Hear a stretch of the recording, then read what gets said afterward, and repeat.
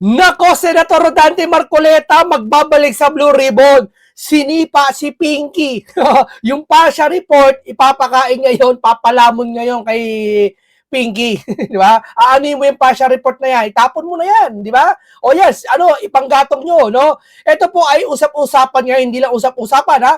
Kay Cayetano pa mismo galing. Ang sabi ni Cayetano po, anything is possible. Ito ang tugon ni Senate President Alan Peter Cayetano. Ang sarap pakinggan, no? Ulitin ko nga, Senate President Alan Peter Cayetano nang tanungin kung posibleng magbalik si Senator Dante Marcoleta bilang chairperson ng Blue Ribbon Committee. But we all agree that except for Senate President and Senate President Tempore na si Ligarda nga, pag-usapan pa namin bukas, paliwanag ni Cayetano, hindi, alam mo pag mga ganitong kasi usapin, hindi na ito pinapaligoy-ligoy pa. Pero automatic to, read between the line. Marcoleta talaga ang Blue Ribbon, di ba? Kung ang Ligarda maging Blue Ribbon, okay lang. Kasi katulong niya si Libiste. Si Libiste may mga file, di ba? Pero kung bagay sa bagay talaga, Senator Dante Marcoleta, dito talaga wala silang kawala. At si Pinky dito, yari na. Yari ang mga buhaya kay Senator Dante Marcoleta. Magtago ng mga buhaya kay Senator Dante Marcoleta, di ba? Ngayon, yung mga hindi na-imbestigahan sa panahon nito ni Pinky, iimbestigahan ngayon ni Senator Dante Marcoleta. At di ba sinasabi ko sa inyo, naalala nyo, isa lang ang mawala, magbabago lahat. Malaking kawalan. Di ba? Ang Senate President magpalit lang. Dito na magsisimula. Dito na lahat, magsisimula lahat. Kaya kasi bato, pinupuspos nila eh. Di ba? Magpapalit yata ng DILG, ha? Magpapalit yata. Ha? Tabayanan nyo, mayroon akong source, magpapalit ng DILG. Ayan na, gera na to, gera na. No? Kaya itong si Martin, ha? Ay papatawag na to, kakanta na. No? Si Saldi magagaroon ng apostil para ipatawag. No? And then, yung 18 Marines at yung mga pinangalanan ni Diskaya. Sasabihin nyo, Diskaya, pinatanggol ni Senator Marcoleta? Hindi, pinatanggol. Sige, palagi natin pinatanggol ni Senator Marcoleta. Ha? Pinatanggol niya. Bakit? Ito bang ginagawa ni Pinky? Halos lahat ipagtanggol? Hindi siya nag-iimbestiga eh. Di ba? Hindi, ganito na lang. Nalilito tayo eh. Pag naging Blue Ribbon na si Senator Marcoleta, lilitaw na lahat ng big fish. Ngayon, ang gagawin nila, si Senator Marcoleta na ang tatargetin nila. No? Etong kay Bato, hindi nila pakakawalan niya, gusto talaga madala sa ICC. Talagang gusto nila talaga, wala silang pakialam sa mga Pilipino na ang lahi na to ay isuko nila sa ibang bansa. Wala silang pakialam dyan. No? Wala sila. Ito, tignan mo yung mga picture ha. Ito na po, Pinky, masama loob o nagtampo. Hindi ko alam kung masama loob o nagtampo kay Ligarda. Di ba alam naman natin magkakasama lagi sila, no? Kawawa naman. Ayan, no? Isang kaibigan na kung saan nawala, di ba? Yan ang sinasabi ko sa inyo. Kahit kapatid mo, kaibigan mo, nanay mo, ha? Tandaan mo, hindi naman nanay, kaibigan lang, no? Nawawala yan pag ikaw, ugali mo, talagang hindi, lalo na public servant ka, tapos nakita ng isang totoong public servant, na si Ligarda, teka muna, ba't parang di ka nag-iimbestiga? Wala akong pakialam sa sinamahan natin. Ganyan na naninindigan. Tama po, Ma'am Lauren Ligarda. Tama po yan. Di ba sabi ko ganyan? Kahit katulad ni Senator Marcoleta, walang pakialam si Senator Marcoleta kahit kakampi ka niya. Kapag si Senator Marcoleta kinakalos mo siya, kakalusin ka niya. Ito rin, no? Ito po, pakita natin. Medyo, kasi si Pinky masama loob eh. Ang sama ng loob niya po, iyak po talaga si Pinky. Ay, may pakain-kain pa sila dito, sweet-sweet pa nila dito. Akala nila tagumpay sila, oh. Ito yung nagyayabang pa sila eh, majority. Ang saya-saya niyo pa mga majority kayo, ha. Ilan yan? 1, 2, 3, 4, 5, 6, 7, 8, 9. Kompleto yan eh, 15 yan eh, majority. Ano kayo ngayon, ha? Di ba? Papansin niyo, magkakatabi lagi si Ligarda, Soto, at si Lacson. Kasi po, yan talaga magkakaut-utan dila. Nagtataka ngayon si Lacson, paano nangyari? Hindi siya makapaniwala, papalagan siya ni Ligarda. Hindi siya makapaniwala. Sa anong paraan siya pinalagan?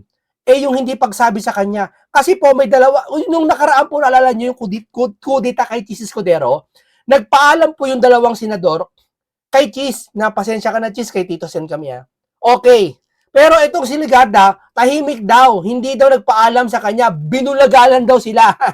Bagay lang yan. Mula apari hanggang hulo, binulaga si Buanbul. Tama lang yan.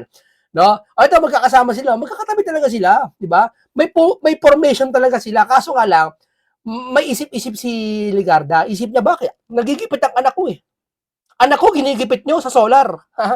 Ha? Walang pakialam yung, ba't nyo ginigipit ang anak ko? Tapos, papayagan ko pa to? Dito sa, alam kong sa Senate, walang investigasyon? Hindi lumalabas ng totoo? Ay, teka muna. Ba? Alis na ako dito. Kasi sila Pinky, ang kaya lang nila Pinky ibigay sa kanya, yung pakikisama at pagiging kaibigan. Pero yung benepisyo para sa bayang ito, hindi nila kayang ibigay ng mga Pinky na yan. No? O ito po, painggan po natin itong pahayag ni Pinky sa programa ng For now, ang lumalabas kasi, babalik ko si Senator Marcoleta. Uy, sarap pakinggan. Babalik po ba si Senator Marcoleta? Ang sarap pakinggan. Grabe, nanginginig-ginig ba? Chairman ng Blue Ribbon kasi di ba dineclare na vacant lahat ng posisyon kahapon? Nasa sa kanila yon kasi call ng majority kung sino yung i-elect nila na mga chairman o chairpersons ng lahat ng komite, hindi lang sa Blue Ribbon. Layas ka na. Layas ka na. Huwag ka nang mawag ng komite. Okay, so ano mangyayari doon sa partial report ninyo? Tingin nyo ba parang nasayang lahat ng mga efforts nyo kasi this is the investigation of flood control mess na marami din ang tumututok. Hindi naman masasayang, Danny, kasi una-una nakapag-contribute na kami maski pa paano sa preliminary investigation ng DOJ at ng Ombudsman. Oo. So may mga nauna ng mga Nakapag-contribute na kami kahit papaano. Nabilaukan ako doon Dati hindi mo siya sabi kahit papaano. Sabi mo okay yung partial report. Ngayon natanggal ka na kahit papaano na. Oh, yan ang sinasabi ko sa inyo. Ibig sabihin, hindi totoo yung partial report na nakaraan. Kahit papaano pala. 'Di ba? At least, grabe ka. Grabe ka. Takpan mo nga yan kahit papaano. 'Di ba? Yan sinasabi ko sa iyo. testimonial at saka Hindi mo kasi alam ang bukas, sir. Malay mo, yan ang palatandaan, yan ang sinyales, ang kapangyarihan ay hindi lahat sa inyo lagi. Hindi lagi nasa taas kayo, sir. Baka isang araw mabigla kayo, mawala na kayo sa tungkulin nyo. Kaya katulad yan, palit liderato. Di ba? May majority kayo kailan lang. Kagahapon, bigla naging minority na kayo. Para kayong mga basang sisiw sila. Doon sa Senado, walang imik. Yung dalawang tulpo, tahimik ko. Pag godfather ko kahit nagwawala si Baton, di tumitingin yung dalawa Di ba? Paano pa-anime effect na kunwari pinakamalakas sa anime, yung hindi gumagalaw, na kahit nagkakagulo na sa paligid. Kala mo kung si sino no? documentary evidence na naipadala na doon. Oo. At dahil naipahayag ko sa pamamagitan ng isang privilege speech, Oo. yung synthesis Oo. ng nilalaman ng partial committee report, papunta na rin sa Ombudsman kasi naging public record na yon. Unlike before, na nung di kumpleto yung pirma, hindi yun official record, kaya hindi namin mapapadala. Pero ngayon, dahil naipahayag ko na sa privilege speech, public record na yan, pwede na namin ipadala rin sa Ombudsman. Okay, so you would encourage at syempre gusto nyo na talagang gumawa na rin ng hakbang ang Blue Ribbon, ang ibig sabihin ng Ombudsman, if ever, para i-pursue yung mismong plunder case against some of those big names dyan sa flood control.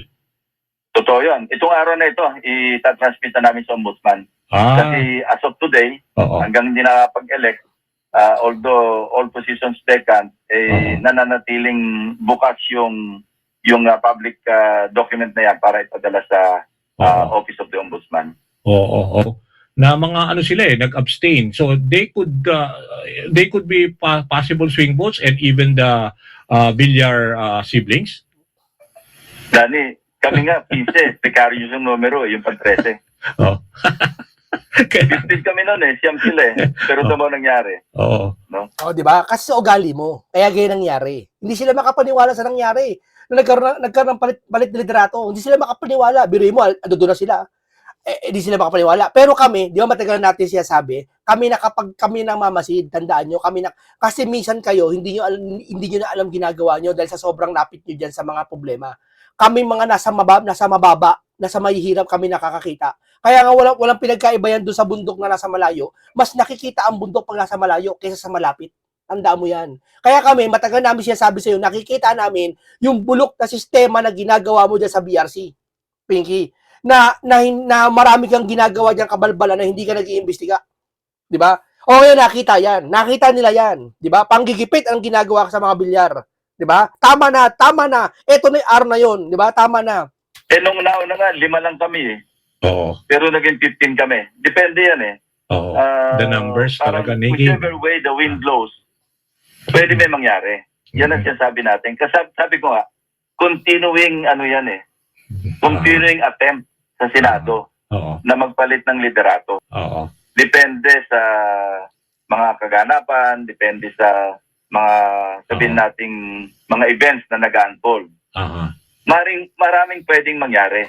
Oo. Pero kung ang 15 pwedeng matapol ng 9, yung 13 pwedeng matapol ng 11. Hindi, mali ka. Yung paniniwala mo, mali ka. Yan naman paniniwala nila, Pinky, sinaunang paniniwala eh. Kaya kayo tinapon, kaya kayo na-eliminate dyan sa liderato nyo, pinalitan kayo, kasi nakita ng iba, hindi dahil sa politika, hindi dahil sa ito kami, ito dapat, ito pabor. Pag ito lumipat ka kay ganito, magiging ganito ka, hindi. Nakita nila yung totoong dahilan na nagtataki pa na dyan at wala nang nangyayari sa investigasyon. Biruin mo, 9 na buwan, hindi ka nag-iimbestiga, wala ka pinapatawag. Ano yan? Di ba? Maski ako sabi niya ni Bato tampo daw siya kay Tito Soto. Anong tampo? Kung ako, hindi ako magatampo kay Tito, hindi ako magatampo diyan kay Juan Bull, isusumpa ko yan. Kung ako, hindi lang taksil yan, kasumpa-sumpa yan, di ba? Yan yung mga panahon na kung saan kay Noe, iniiwan sa daong. Dapat iniiwan yan, yung panahon na yan, di ba? Sabihin natin nag-abstain yung dalawa, pero as of yesterday, sabi lang, gusto lang nila maging independent. Independent, yes. No? Ang sa amin lang, ang medyo masakit, yung, alam mo, para yung sentimento ito, Daniel, no? Pagka meron kang original na kasama, na isa sa pinakamasugid na walang iwanan, tapos bigla kami na iwanan, yun lang medyo, pero ang political reality, tanggap na rin natin yun. No? In-express ko lang yung aking sentimento na, alam mo, yung magkapatid na bilyar, wala kami masyadong, sabihin natin, wala kami masyadong issue eh. Oo. Sabihin natin si Senator Pia, wala kami masyadong issue. Parang alam ko na kung sino tinutumbok mo. Yeah, sentimento namin, and I think I share or my colleagues in the former majority na nasa minority ngayon, sinishare nila yung sentiment ko na medyo mabigat lang sa dibdib namin na si Senator Loren na talagang original na kasama namin mula sa poll. Kaya nga Nabulaga kami kasi nabulaga kami. Mabigat dibdib ni Pinky dahil iniwan sila ng colleague nila na si Senator Legarda na nabulaga sila. Ang kapal na mukha, bakit? Bakit ka nag-aalala dyan? Ba't nagdadamdam ka? Sa taong bayan, hindi ka nagdadamdam? Hindi ko naman sinabi, wag mo nang pansinin si Senator Legarda. Mahalaga si Senator Legarda kasi matinong tao yan. Ang sa akin lang, mas pinahalaga mo yung mga kaibigan mo kaysa taong bayan, naghahanap sa'yo ng transparency. Mas nag-aalala ka dyan? Yung taong bayan nagmamakaawa sa'yo, pinaniniwalaan mo kasi yung mga troll. Di ba? Alam mo, yeah. Ako, I admire Senator JB, Senator Sherwin. Noong kami nakabuo ng 15, hindi sila agad-agad nagpirma. Pumunta sila kay Senate President Cheese. No? Noong untenable na yung sitwasyon, nagpaalam sila na maayos. Sinabi nilang dahilan nila kung bakit lilipat sila. This time around, hindi man lang nagpasabi si Senator Loren kay Senator Soto. Sino ka para sabihan? Sino kayo para sabihan ni Senator Legarda? Pag sinabi mo, paghahandaan nyo. Sir, lipat na ako di pa paghahandaan yun. Hindi lalo magpapatawag na maraming barikada dyan sa Senado para di makati si Bato. Di ba si Juan Bull nga, sabi ni Amy, siya ang nagpamirenda pa dun sa almusal dun sa NBI agent yata di umano, na para ipahuli si Bato. Biruin mo, ipapahuli mo sa Bato sa ICC, ipagkakaangulo mo sa ang Pilipino. Grabe to, 'di ba? Hindi ka nang taksil sa mga Pilipino, hindi ka traidor. 'Di ba? 'Di ba ho ba? Tapos ngayon nag-aalala ka? Or maski sino sa amin na pasensya na kayo, may sarili akong dahilan. Yun lang masakit. Hindi na kailangan yan, napapagpaalam sa inyo. Dahil kayo, hindi kayo nagpapaalam kala Senator Marcoleta, doon siya parcel na ginagawa nyo, bigla-bigla na lang gagawa ng report, na hindi alam nila Senator Marcoleta, papapirmahan nyo. Huwag nyo sabihin, alam nila Senator Marcoleta yon. Dahil yung pinakita mo para sa report, kulang. Kulang yon. Sa amin. Kasi original kaming 5. Yeah, I know, Lima I kaming know. original. Kaya After nga. the 2025 election, malimit kami nagmi-meeting sa bahay niya. Ah. Na nagre-recruit kami noon kung paano makakaupo si Senate President Soto, Senator Soto, pagbukas ng Kongreso, yung 20th Congress, na hindi nangyari agad. Tapos tuloy mga meeting namin at kalimitan ng meeting namin, halos lahat sa bahay ni Senator Loren. Okay. Tapos na yan, Pinky. Tama na sa mga loob mo, walang mangyayari dyan. Dapat pa lang kasi ginawa mo na yung trabaho mo ng sambayan ng Pilipino, kung sinunod mo, hindi ka magkakaganyan. Kasi alam mo bakit? Sa ginagawa mo, naiipit si Libiste. Di ba? Bakit naiipit si Libiste? Ang nangyayari po, nagiging sinungaling yung anak niya na si Libiste. Hayag ng katotohanan tungkol sa Cabral Price, tungkol sa mga bigayan dyan kay Garjola tayo na di umano, ikaw naman, takip ng takip. Ang nangyayari, napapasama, nagiging sinungaling, yung pamilyang Ligarda. Di ba? Ganun kasimple lang yon. Wala yung bahay-bahay, inimbitahan ka ni Loren. Wala yan. Hindi nadadaan dyan sa ganun ang isang tao talaga. Ang tunay na tao, hindi nadadaan sa ganyan. Ano naman kung pupunta sa ikaw sa bahay nila Loren para mag-meeting? Ayun, kumakain-kain pa sila. Ayun, nakita nyo? Ayun, kumakain-kain pa sila. Ang sweet-sweet pa nila. O, di ba? Ang sweet-sweet pa nila. O, ano nangyari? Di ba? O, yan ang sinasabi ko sa inyo. Diba? Hindi nyo hawak ang pagkakataon, hindi nyo hawak ang bit ngayon. Kasi alam ko So, naman... medyo na-express ko lang sentiment ko, which I think my colleagues in the former majority also share. So, ay, si Senate President Alan. O, ito naman, balat ni Cayetano dito sa nangyari ngayon sa issue na to na makibalita tayo dito. Peter Cayetano nakakahalal lamang kanina lamang sa plenaryo. Sir, congratulations is in order, sir. Dito God's grace at magandang gabi po sa lahat ng ating kababayan. Sir, siguro yun munang surprise. Na-surprise po ako marami dahil throughout the weekend hanggang kanina wala pong umaamin na meron at sinasabi kulang po ang numero. How did you get the numbers? Well, matagal na kaming na medyo umaangkal sa direksyon ng ating Senado. Disagreements no sa policy. Pagkatapos tuwing makakabuo kami, parang may pananakot na huhulihin si Senator Bato. O, di ba? Ayan, di ba sabi ko sa inyo nakaraan? Sa tuwing makakabuo sila na malapit ng palitretrato, tatakutin nila si Bato. Kaya siya magpapalabas sila. Nagpapalabas pa, tandaan mo yung mga ibang, ibig sabihin, magkakasabot sila. Biruin mo, magkakasabot sila. May inuutusan. Di ba?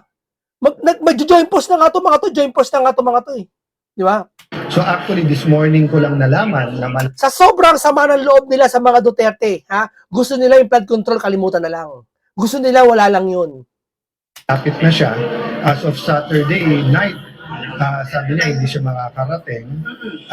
So even yung mga kasama namin sa majority, nagulat na lang kanina, but to God's grace, nabuo yung 13, and I think perfect timing kasi na-prove din ni Senator Bato na yung threat sa kanya totoo.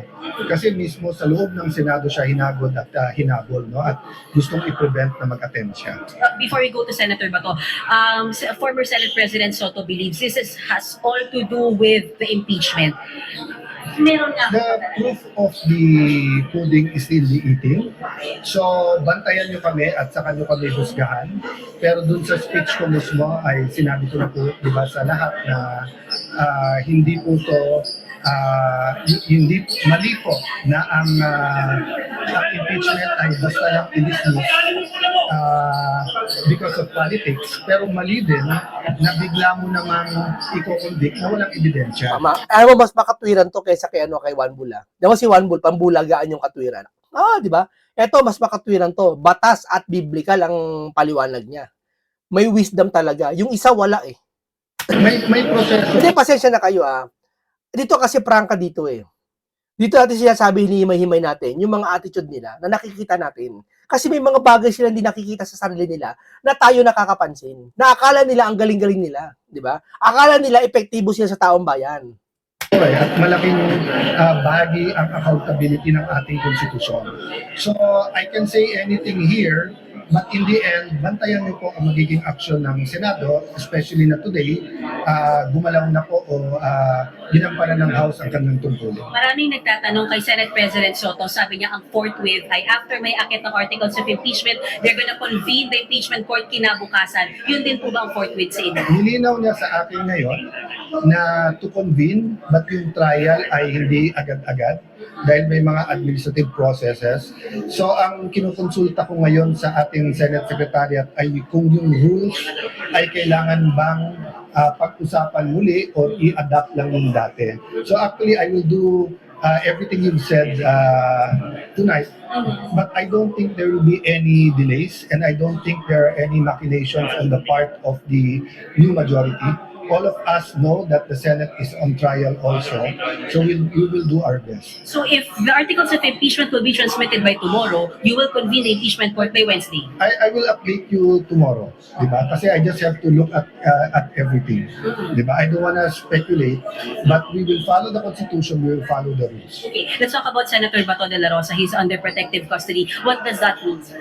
That means that paninindigan ng Senado, ang tradition ng Senado, na hindi mo basta pwedeng arestuhin sa premises and we will wait for a final warrant of arrest from the court.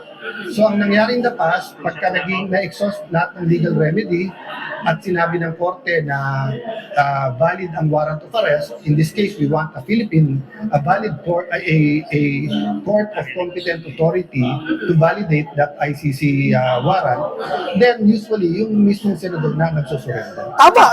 Tama si Senator Robin. Kapag tinanong si Senator Robin na kung paano pala ko ang galing Pilipinas na ang warrant at hindi naman pala ICC, wala tayong magagawa. Kasi ang justice system ng Pilipinas ang gumana. Pero ang warrant of arrest ng ICC, ang warrant of arrest ng ICC, hindi sila papayag. Pero ang mahirap nito, nagkukunwari lang sila. Na kunwari, warrant na ng Pilipinas, tapos pag nasa kulungan na, biglang siserve ng warrant ng ICC. Hindi ko alam kung gano'n. Tapos nasa kulungan, sok na, dadalhin sa dahig. Ayun na mahirap. Diba? Katraidoran talaga ang ginagawa nila. Diba? Dapat talaga lakarin to eh. Kaso hindi nila mapapayan ng kaso si Bato. Bakit? Kaya niyong payanan ng kaso yan? Mag-iimbestiga muna kayo. Asa ng mga investigasyon, prima facie evidence, asa yung mga papakita nyo. Diba? Kaya talo, alam mo, hindi gumawa kahit, di ba, si Senator Marcoleta in-interview? Ito na, in-interview lang to, kanina lang. Ang sabi, guys, nasa custody pa si Senator Bato de la Rosa at doon lang siya mananatili.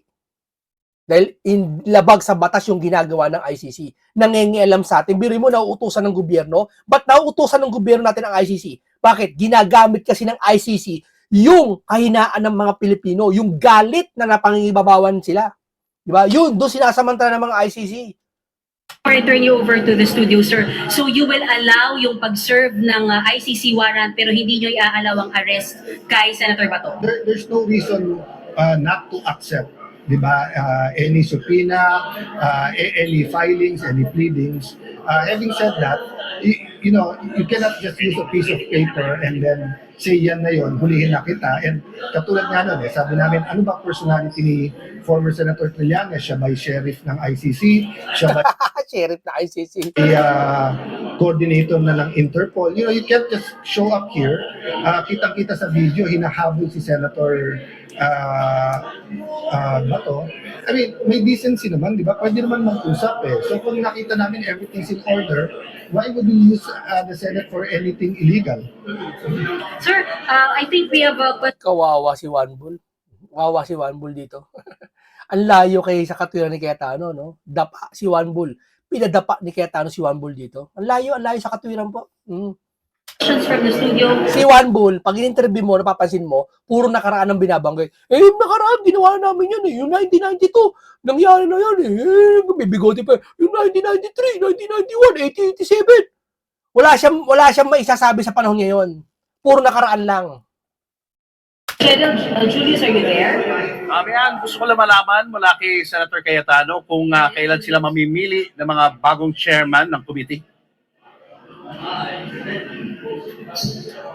Hi Julius, medyo long day lang at no one expected it to start and end this way, no? Only to God's grace. It was really very difficult to get the majority, but we will have a caucus tomorrow Then kinausap ko rin sila Senator Soto, sila Senator Migs na kailangan mag-usap-usap din lahat.